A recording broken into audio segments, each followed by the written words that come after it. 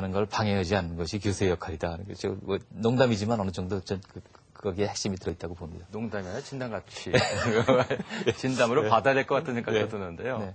그렇다면은 실질적으로 그러니까 공부하는 그 교과서뿐만이 아니라 수업 방식도 상당히 중요할 것 같거든요. 네. 그러면 지금 대학원에서 네. 바로 그 학생들의 네. 창의력, 네. 이제 기획력을 키우기 위해서 네. 또 상상력을 키워주기 위해서 네. 어떤 방식의 좀 뭐 차이가 네. 있는 교육 방식을 채택하고 있으십니까? 이것은 뭐 그냥 하나의 예를 들어드리겠습니다. 예. 그러니까 이것이 뭐 다 적용되는 건 아닐 수 있겠습니다만 그냥 제가 제 수업을 하는데 어떻게 하냐면은 저는 어떤 이론이나 어떤 개념 중심으로 하지 않고요. 사람 중심으로 그 수업을 몇 년 동안 진행했습니다. 즉 얘기해서 이제 문화기술 수업이다 하면은 예. 고대 시대부터 그다음에 지금 현대 시대까지 제가 생각하기에 문화 기술에 관련되는 유명한 사람들을 제가 쭉 뽑습니다. 한 20명쯤 뽑은 다음에 그 예. 학생들을 그 유명 인물들에 대한 학생들로 하여금 그 인물들에 대한 조사를 하고 또 그걸 발표를 하고 또 그거에 대해서 토론하는 그런 형태로 진행을 해요.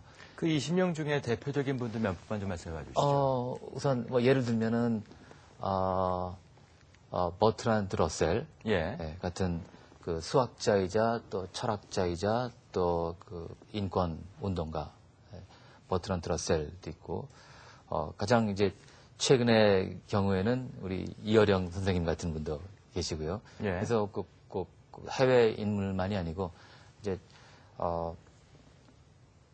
그냥 과학의 역사 또 예술의 역사를 쭉 보고 이제 거기서 제 나름대로 이제 한 20분 정도를 이제 추렸죠. 네. 그럼 그 20명에 대해서 학생들이 네. 인물 하나하나에 대한 네. 이제 조사를 하고 연구를 해서 네. 어떤 사람이다라는 네. 것을 발표하게 되는 건가요? 네. 그럼 그 평가에 대해서 또 찬반 토론이 이어지게 됩니까? 찬반 토론이 있죠. 예. 찬반 토론이 있습니다. 러셀 같은 경우에도 많은 예를 들어 러셀만 하더라도 인문학 배경을 가진 그 학생들은 주로 그 사상가 내지는 인권 운동가로만 배워왔거든요. 예. 또 과학했던 학생은 러셀을 수학자로만 인식을 하고 있었고 또 인문학하는 또 사람들은 또 예를 들면 철학가로서만 또 그 가치를 부여했었거든요. 근데 예. 놓고 보니까 그게 아니더라는 거죠.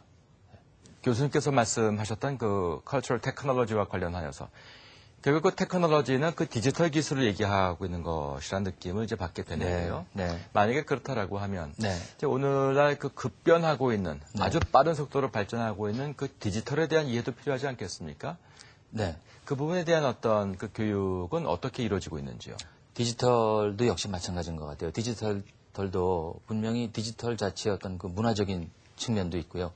또 기술적인 측면, 또 수학적인 측면, 또 디지털이라는 단어만 놓고 볼 때도 굉장히 다양한 그 해석과 의미 부여가 가능한 것 같습니다. 저도 대학교 4학년 때 처음으로 디지털이라는 단어를 들었거든요. 네. 그때는 전자회로를 설계하는데 그 디지털 이전까지는 진공관 가지고 설계했습니다. 근데 그것이 아니고 대학교 4학년 와서 디지털 회로 설계를 하는데 진공관이 한두 소용이 없는 거예요.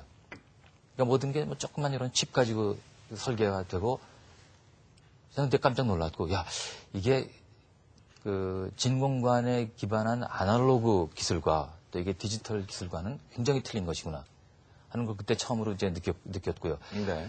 그것이 어떤 기술적인 측면의 어떤 그 문제라면은 또 그것이 또 좀 더 폭넓게 봤을 때 네. 어떤 사회적인 측면 또 문화적인 측면은 또 굉장히 또 다르지 않습니까? 그래서 그 디지털을 또 어떻게 해석하느냐 하는 거는 또 그 우리 현 시점에서 그 우리 사회를 보는 눈과 또 맥락이 다 있는 것 같아요. 네. 그런데 뭐 어쨌든 지금 그 새로운 대학원에서 새로운 시도를 하는 그 가장 큰 그 방향성과 관련하여서요. 어떻게 보면 그 방향성의 한 모습으로 보여질 수 있는 것은 문화산업이 창출할 네. 수 있는 그 부가가치에 주목한 결과가 네. 아닐까 싶은데요. 네. 자, 그렇다라고 하면 그 문화산업에 그 참여하는 그 과정에 있어서의 어떤 그 기술의 역할에 대한 재평가 네. 또 필요하지 않을까 싶거든요. 네. 혹시 이 부분에 관한 그 평가 작업들은 전제가 됐었는지요? 우선 그 어떤 문화 서비스나 또 문화 상품에 대해서 기술, 또 특히 이제 디지털 기술의 어떤 의미가 이제 무엇인가 하는 이제 이슈라고 제가 생각이 되는데요. 뭐 예술을 포함해서요. 우선 가장 눈에 띄는 거는 도구로서의 역할이죠. 그러니까 어떻게 하면은, 예전에는 그 전통적인 방식으로 영화 만들고 전통적인 방식으로, 또 음악을 만들고 또 자기의 생각을 표출하고 했는데 그것이 기술을 도구로 해서 특히 이제 디지털 기술을 도구로 해서 어떻게 더 그 표현 방식이 달라지고 또 서비스가 달라지겠는가 하는 첫 번째는 그 표현의 이슈인 것 같아요. 그러니까 네. 도구로서의 그 역할이 있고요. 두 번째는 이제 미디어로서의 역할이 있는 것 같습니다. 우리가 표현하는 그 미디어는 이제 표현하는 하나의 그 파이프라인이라고 보는데 그러한 미디어가 예전에 아날로그 미디어에서부터 디지털 미디어로 바뀌면서 완전히 또 새로운 자기 문화 서비스를 또 문화 상품을 정의하는 그 자체가 또 바뀌는 것 같아요. 따라서 크게 보면은 하나의 도구로서의 역할, 또 두 번째는 하나의 미디어로서의 역할. 이제 두 개가 이제 디지털의 좀 의미가 아니겠는가 이제 생각이 됩니다. 아무튼 이 문화 산업을 키우기 위한 그 각국의 네. 노력들은 계속되고 있고 맞습니다.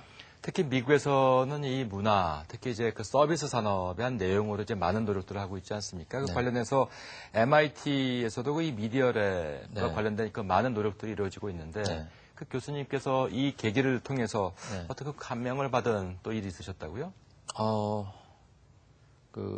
처음에 그 미디어 랩을 MIT에서 만들었을 때 저를 포함해서 많은 사람들이 굉장히 의아해했어요. 왜냐하면 MIT는 전통적인 기술을 다루는 대학인데 미디어가 웬 말이냐? 그러니까 보통 그 미디어라고 하면은 어떤 언론, 신문, 방송, 매체를 생각하거든요. 근데 사실 이제 그게 아니었는데 이제 나중에 알고 보니까는 결국 미디어 랩의 미디어라는 단어 자체는 별로 중요한 것이 아니고 이제 결국 거기도 핵심은 뭐냐면은 어떻게 하면은 기술과 우리의 문화를 좀 두 개를 접목시켜서 거기서 새로운 또 기술의 발전을 또 문화에 영향을 받는 기술 발전 또 기술에 기반한 또 문화 이걸 네. 이제 만들어내는 그런 프로그램인데요. 기존의 어떤 MIT의 어떤 기술 발전의 틀에서 완전히 벗어나서 또 새로운 또 방향을 제시를 했다고 좀 봐집니다. 네. 그래서 저희도 특히 이제 우리나라는 이제 문과 이과가 이제 확연하게 구별돼 있으니까 이것을 두 개를